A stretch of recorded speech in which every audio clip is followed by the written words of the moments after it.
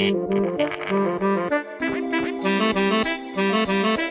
everyone, Scott Hansen here from NFL Red Zone. I hope you're checking out 1 hour of 5-Yard Rush, one of the best podcasts on NFL football in the UK.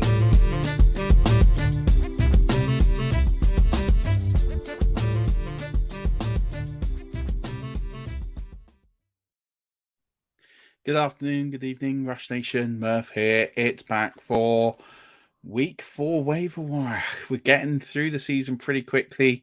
Strange set of games last night. Definitely a lot of entertainment in the early window, and then the offenses started to really get quite sluggish in that late window, and then we got treated to an absolute stinker of a Sunday night football.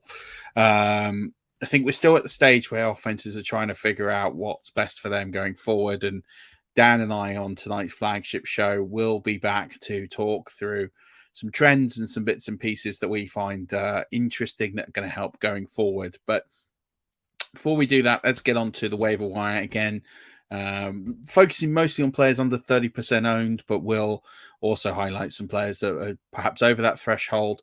We'll take it from there. Don't forget there is Stacey's waiver wire column that is out there already, so you have some idea. And I will be going through and talking through some fab numbers as well. So let's dive straight in. Let's look at some quarterbacks this week. Jameis Winston continues to be of interest. He is 29.2% owned in ESPN League, so under that 30% threshold. And, you know, he racked up a huge amount of numbers in terms of passing. Although he did have those INTs, he's still, I think he's quarterback 2 on the week in terms of passing yards.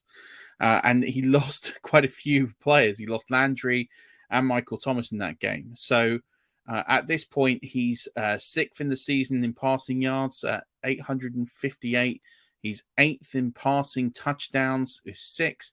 And, you know, he's had these injuries. He is Jameis. We know he's going to turn the ball over. Luckily, interceptions in most leagues don't cost you that much. So Jameis Winston as a fantasy option should be added if you are struggling, if you have, say, Mac Jones, Dak Prescott, or if you're struggling with people like Russell Wilson right now. Jameis Winston's going to give you a little bit more bang for your buck than some of those players right now. Another player of interest, a bit more of a safe floor play, this is Marcus Mariota. He's 21.5% owned. And in terms of, he's getting close to that sort of 100 yards rushing on the season, multiple rushing touchdowns as well. And in terms of what he's bringing you from the floor, it is mostly amongst those rushing numbers. You know, he's averaging sort of 8 yards per attempt when he's rushing the ball, which is a really good amount. So passing at 8 yards per attempt, too used to him on the ground. But he is bringing you a safe rushing floor, and he's also bringing you pretty consistent numbers through the air. They're not going to shoot the lights out, but with those floor numbers and rushing touchdowns, he is going to give you a bit of stability at the position. Definitely a bit more than, say, like Jimmy Garoppolo and the like. So if you're struggling, you just need a safe play, then Marcus Mariota could be that play. One person I'm really interested in is Zach Wilson.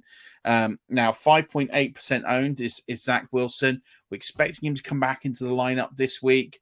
As soon as he's cleared, he will be the starter. Joe Flacco has actually been a top 10 fantasy quarterback this year.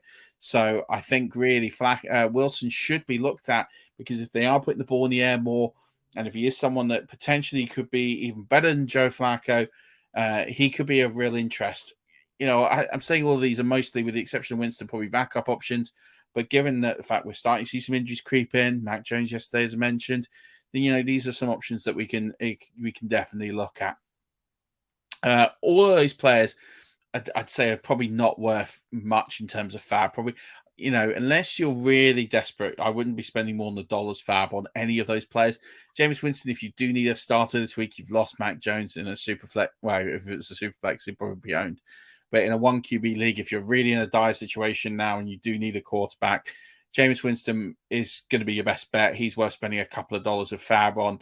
Anyone else, it's not worth spending anything on at all. You should probably get them for free at the back end of your waiver priority, unless you're really competing with someone for quarterback spots. If we're looking at quarterbacks over 30 or over 30% owned, the only one really that I'd say is Of any interest is Trevor Lawrence. He's really starting to dial it up. He looked really good against the Chargers. We're looking at all the numbers are all going up. Here's a shocking stat for you that I've found, courtesy of PFF, that the Jaguars have actually run the most red zone plays this season with 45, which is shocking when you think of all the teams in the NFL, and the Jags lead in most red zone plays. So for me, he's got really, really interesting fantasy appeal, especially as sort of a backup. I'm not saying he's at that sort of starting QB1 range, but I definitely think we're starting to see him grow and become a bit more like the talent that we potentially expected him to be. So he's one of interest. Now, if we're moving on to running backs here, the big under 30% player to own this week is David Montgomery. It's Khalil Herbert with the Chicago Bears, 25.4% owned, and that is because David Montgomery is injured. He suffered a ankle and knee injury, was ruled out pretty quickly for the rest of the game. And that says to me that he's probably unlikely to be back this week. Now, Herbert ran the ball 20 times for 157 yards and 2 touchdowns. And he also caught 2 passes for 12 yards. Ultimately, he dominated. He was the reason that the Bears won this game because offensively, they put absolutely nothing else out there. I think Justin Fields ended up with 8 completions for 109 yards. I mean, it was or 106 yards. I don't even think it was as high as 109. Either way, it was a really shocking performance offensively, except for Khalil Herbert. And with the fact that you're looking at running backs not making a great deal of difference right now, especially those elite running backs, they're struggling. We're going to talk more about that on the flagship show later on. Khalil Herbert's a really good option. You've got to treat him at this point, and maybe there's some more news before Wednesday when your waivers clear. At this point, Khalil Herbert is effectively a 1 to 2 week play. Until we know more, you've got to be a bit careful with the fab here. I'd say, depending on how desperate you are, anywhere between sort of 10 to 20% of fab. And I think 20% is crazy if you're only treating him as a 1 to 2 week play. I think there are other options that you can exploit and put more fab out there. I think he's going to go for big money. If we find out David Montgomery is out for longer than 2 weeks, 3 weeks, 4 weeks, 5 weeks, that 20% looks good. If we find out David Montgomery's out for the season, Khalil Herbert's worth a lot more. So this is a bit of a moving target fab number. And we need to wait on the injury news from what we hear on David Montgomery.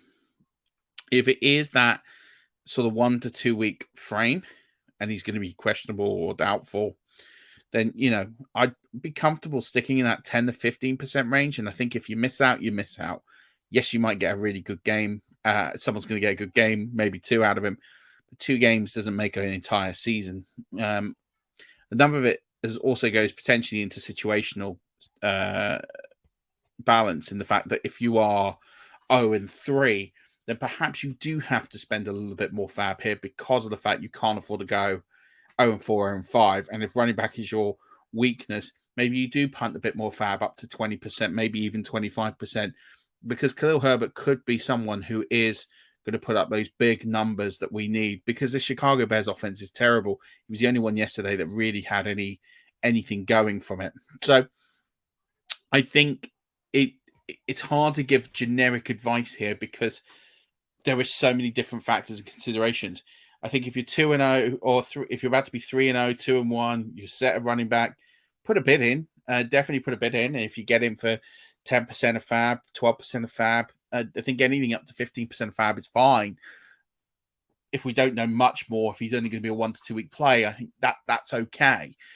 I think if you are 1-2, 0-3, I think you've got to put more money on it. And if we find out Dave Montgomery is going to be out for longer than 1 to 2 weeks, then yeah, I definitely think you have to look at this and go, this could be a chance for Herbert to win this job, because Dave Montgomery has been okay, but it hasn't been brilliant. And Khalil Herbert really dominated and really took advantage of this opportunity.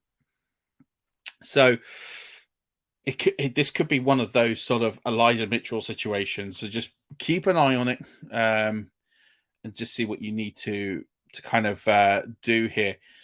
I've given you some scenarios to keep an eye on, but feel free to interact with me at Murf_NFL. I'm happy to go through some options with you. Some other running backs here. It's really thin, under 30%. I'm going to give two more names here. They're a bit more sort of longer term plays here than immediate relief. So it's Jaylen Warren is 4.7% owned. Now, Jaylen Warren, I talked about him a couple of weeks ago, cover for Najee Harris. Najee Harris is dealing with these sort of ongoing injuries.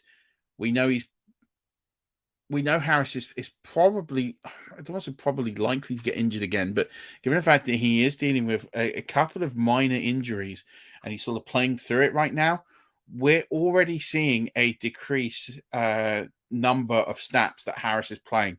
It's already going down, and Warren is starting to work his way into this. He is starting to get touches. Like, it's not huge amounts. It's very low volume right now. I'm not saying he's anywhere near a starting place in fantasy football, but there is some concern here over Najee Harris, and you can see it because if Najee Harris was 100% fit, he'd be carrying every single snap, and we saw this in week one. He carried every single carry until he got injured. So there is concern here that Najee Harris is hurt. If it gets worse, Jaylen Warren is going to inherit a 100% role, or at least an 80-90% role. So Jaylen Warren is someone here you're kind of preempting at this phase. Now, the risk of this is in a couple of weeks' time, these bye weeks come in, and Jaylen Warren is going to be your fodder. I think through the first 5 weeks of the season, you can stash these running backs. After this, you're going to have to start to release them if they're not getting ahead of the role. But it does give you a couple of weeks where if Harris goes down or Harris gets a knock or bang, he might be more injured, Warren is going to elevate. So he's well worth this gamble, and I think you can get him for literally just $1 or $2, because I don't think many people are on this Jaylen Warren train.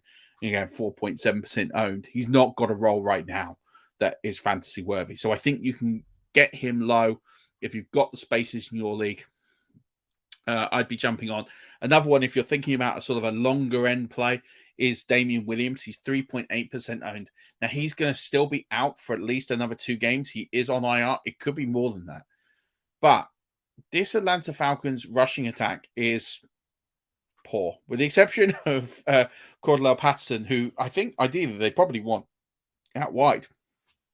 I think they want someone to come in and carry more of the workload, Atlanta. But the trouble is, Algier and everyone, they're not doing that. They're not getting the job done. And I think Damian Williams is someone who, when he's fit, can come back in, and he could have a significant role where he's playing 50, 60, 70, maybe even 75% of the offensive snaps.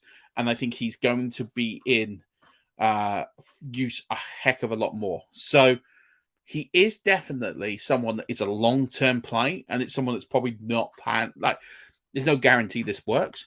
But if you've got a space on your roster right now on your bench, and you're pretty comfortable, you're 3-0, 2-1, your roster's in good shape, you've got your starters nailed, your bench isn't doing much. Damian Williams is someone I'd just sort of be stashing away until the bye weeks, until you need, and just see, because he could be one of these players that becomes flex worthy or better, and someone that could turn into trade bait. So that's one I'm definitely keeping an eye on in some leagues, just to get a bit of longer term vision.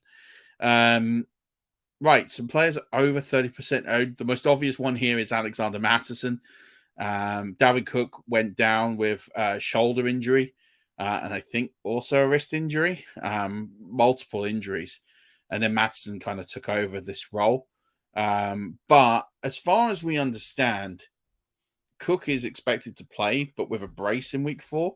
That could mean Mattison gets a few touches. It could mean Cook could get a setback. He could get injured. Something could happen. So at this point in time, Mattison is someone that probably should be owned, because we know what Dalvin Cook is like.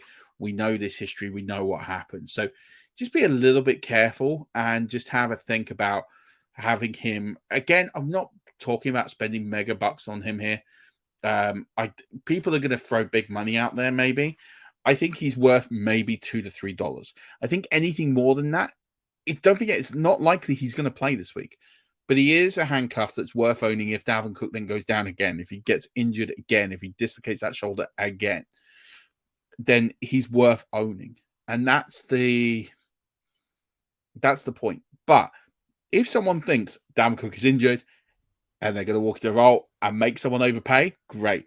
You put your bid down. If someone has to go over that to win him, then, let him win it, because it is throwing money away at this stage. But I think he's worth sort of up to that sort of 5% of fab bid to be owned.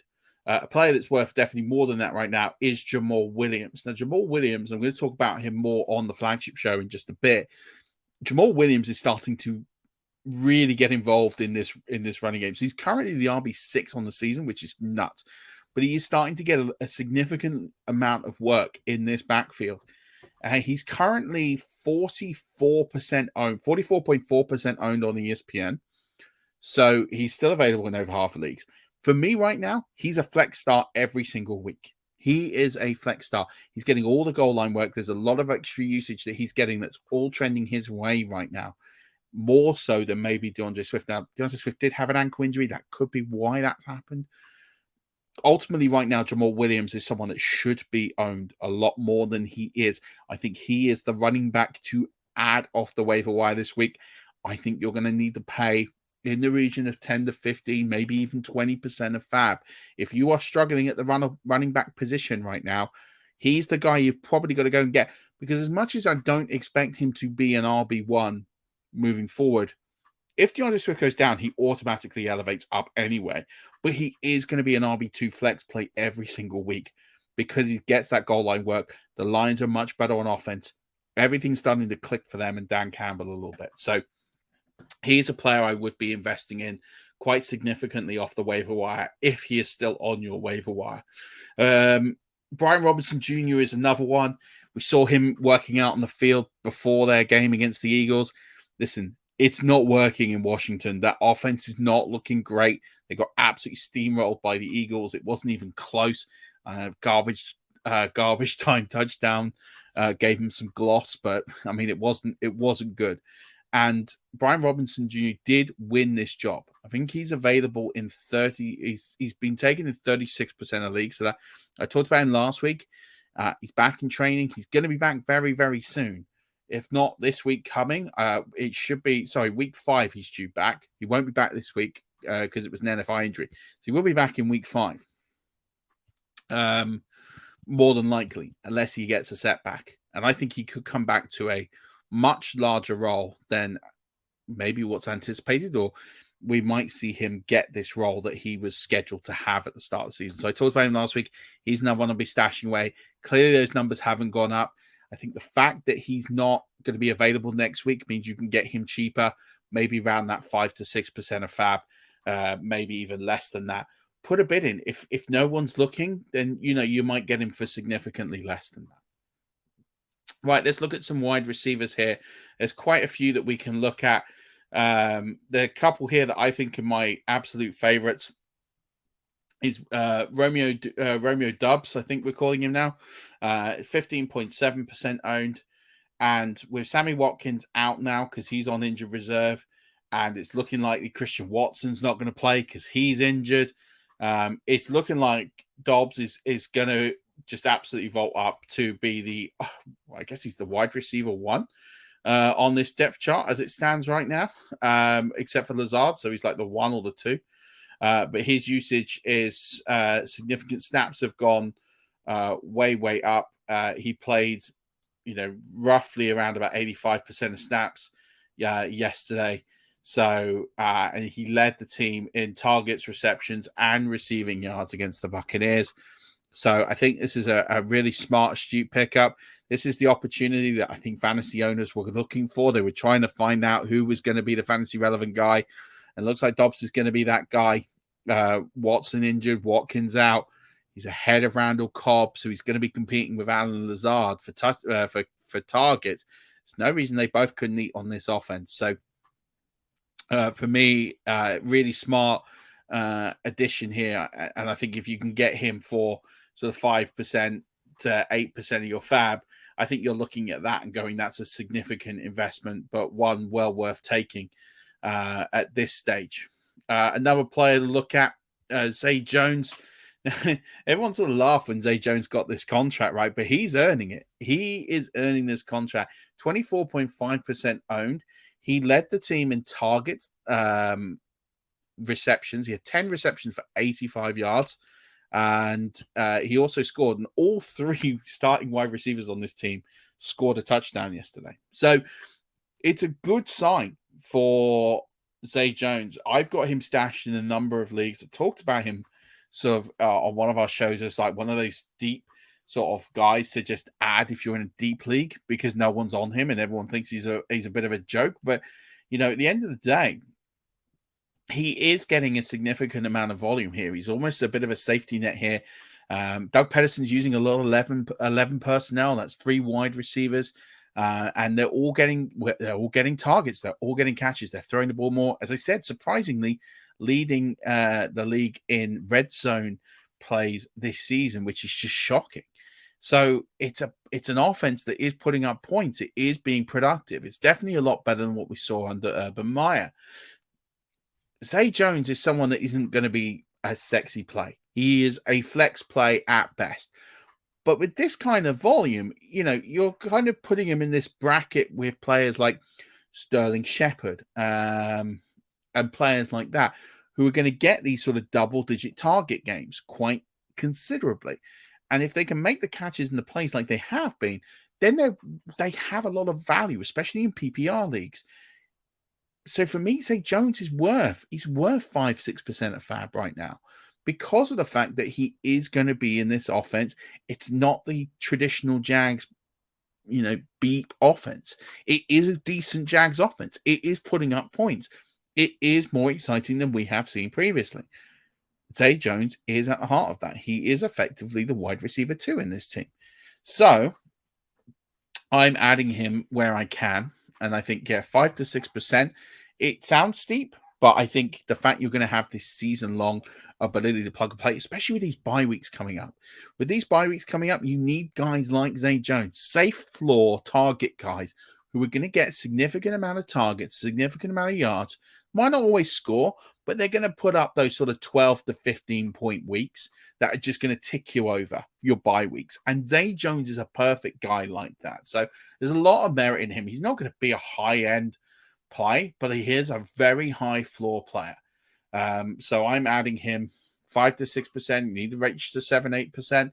Then definitely go ahead and do that. There's Josh Palmer. Josh Palmer's 36.7% owned, going into the over 30% owned players now. He had a great game, 6 for 99. I do expect this to tail off slightly when Keenan Allen is back, but he is going to get work because they do a lot of 11 personnel, the Chargers. Obviously, we saw this yesterday. Herbert was injured. There was obviously a little bit of trouble there. And he was struggling with the mechanics and also struggling with weapons, but he still put up decent yardage. It just didn't quite happen offensively for them. But I do think he's going to get a decent amount of targets going forward in this offense. So Josh Palmer, just over 30% owned, 36.7% owned, is someone that needs to be added and owned perhaps more than he currently is. I think anybody else, there's players like Isaiah McKenzie, players are going to be, people are going to chase fantasy points. I think with players like Isaiah McKenzie, like if you're desperate, add him. McKenzie's worth, a little bit of fab. By the way, the fab number I put on Palmer again is that 5 to 7% of fab. I think that's a good range of fab to spend on Palmer. Isaiah McKenzie, if you can get him cheap, I would add him like 1 or 2% of fab, maybe up to 3% of fab. I think more than that, he's going to be so inconsistent. It's going to be so up and down. And it's going to depend on the game script and type of games. It was a tight game yesterday. Isaiah McKenzie got work as a result of it being a tight game. He also made some incredible plays. Like, hats off to him. He was great. And also Gabe Davis was, questionable. He was coming back. He played, but he didn't play as much as he could and should have played. I think yesterday's Isaiah McKenzie game was a bit of a red herring, and I'm a little bit concerned. So if people want to add him. Just don't overspend. He's not in that same tier as Dobbs or Jones or Palmer for me. He's someone that's definitely a tier or two down because of the fact that you're not sure what you're going to get. He is the wide receiver 3. He's almost the third/fourth look on this team because you've still got Dawson Knox in there as well. Once Gabe Davis is more fit, he is going to get more targets. We know he was questionable. He sort of ruled himself in a couple of days before. It's just be very careful because Isaiah McKenzie, on the looks of yesterday's game, looks like he's going to take over this role, and it's not. It's not going to happen. At least it doesn't look likely to happen. And I think you could really overspend here for him. So I'm just a bit concerned. I mean, he's clearly jumped in terms of over Crowder, but I don't think you're going to see him getting anywhere near the kind of snap percentage that he got last week. I think you're going to see it significantly lower. I think you're probably going to see him go back to a role somewhere in the region of about 40% of snaps. And that's not a guy I desperately am keen to keep on my bench or consider as a starter. I'd have him on a bench in case someone got injured, but he's not someone I'm keen to start too often. One player I'm going to talk about, I'll talk about him more on the flagship show, and people are going to be stunned I've not mentioned him in here, is Matt Collins.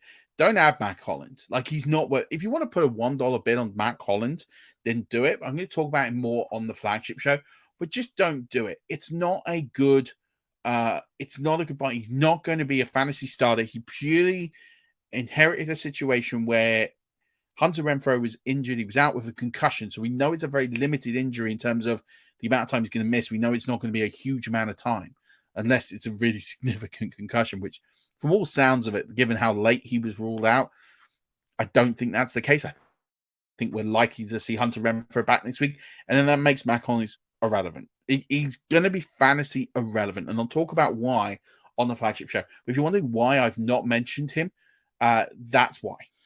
He's just not someone that I'd be interested in picking up so far. So, right, moving on to tight ends.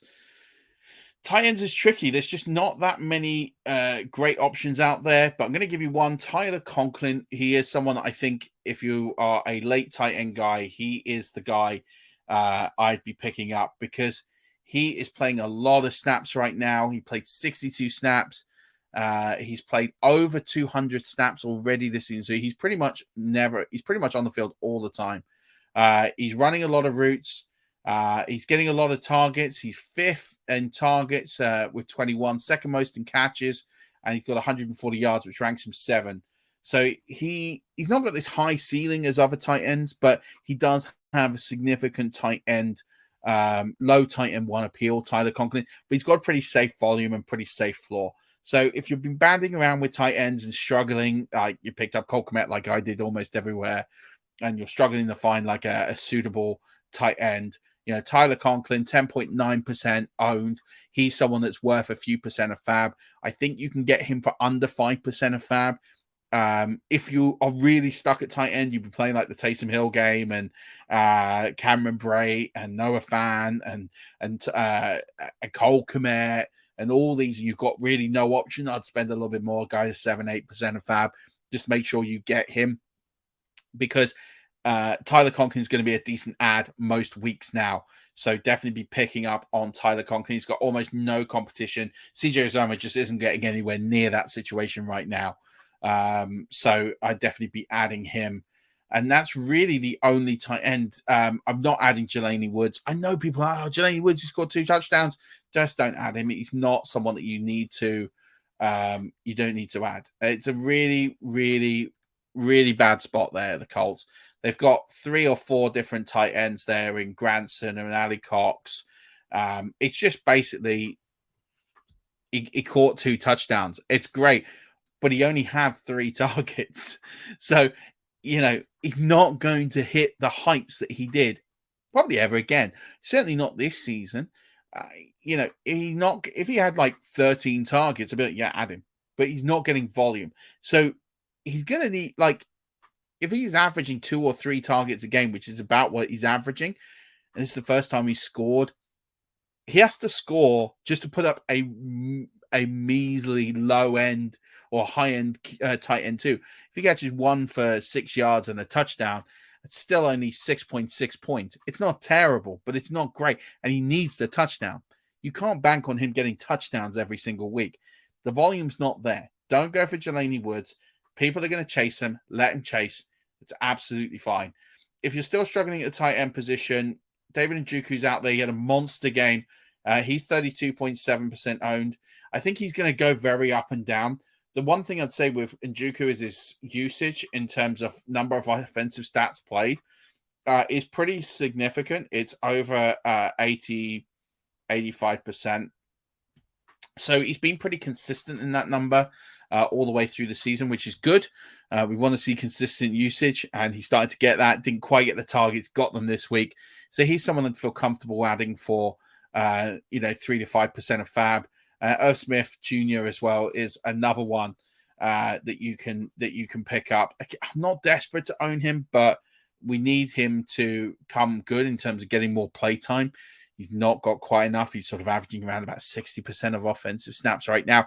Need to see that go up. But ultimately, if we're looking and we're desperate, we can't get Conklin, we can't get Njoku, then, Irv Smith Jr., 36.8% owned is the other option. If not, just hold at tight end and just see where you are the following week. Now we get into kickers. Kickers this week is, again, it's the same guys. It's Ryan Suckup, and it's Ryan Suckup again is out there. He's pretty much single-handedly putting up all the points for the Buccaneers, and they've got the Chiefs on Sunday Night Football. So expect there to be a lot of points in that one. Nick Folk is out there again. I think the fact with Mac Jones out potentially, or could be out, this could be a week that they rely on their kicker more. And we see he's got a long leg, right? He kicks those long field goals. So those are the two, and they've got the Packers. So they're the two I would definitely be looking at this week. And then when it comes to D's, it's an interesting one, the Jags, D, but again, against the Eagles, there's probably not one I'd be too keen on chasing. I really like the Bears against the Giants, and they're quite low owned right now. I think that's a D that I would be chasing. The Jets against the Steelers, that would be a defense I'd be chasing this week. Again, these are all going to be under 30% owned. The Titans have a great game against the Colts. If you took one of my streaming early picks, that would be a good one. The Panthers against the Cardinals. Cardinals are not clicking on offense right now. Panthers could be a cheeky view as well. But, if I was sort of weighting these and I was looking at these sort of under 30% owned, I'd definitely be looking at the Jets and the Bears. They're the two I definitely would be zeroing in on as options for DST streamers this week. And the Titans as well would potentially be an option as well. That's going to do it for this waiver wire. Thank you very much for tuning in. Any questions, especially around the Khalil Herbert number and where to go, or any other options, do get in touch with me on the Twitter machine at Murf_NFL. I will endeavor to answer any questions. Alternatively, if you want access to me a bit more frequently and a bit quicker, you can get access to me almost directly via Patreon. Just go to patreon.com/5yard rush, and you can get access to our group. There's a great set of Twitter guys in fantasy minds in there, but you get access to me, and I'm happy to give you some advice on your teams, instruct your teams, and do some custom reports for you and anything that you think is going to be useful to help you win your championship. And there's a few different options there. So thanks very much for tuning in. Good luck in week 4. I look forward to seeing you on the flagship show in just a little bit, probably looking at about 10 to 20 minutes time or so. So I look forward to seeing you on there. And don't forget, as always, keep rushing.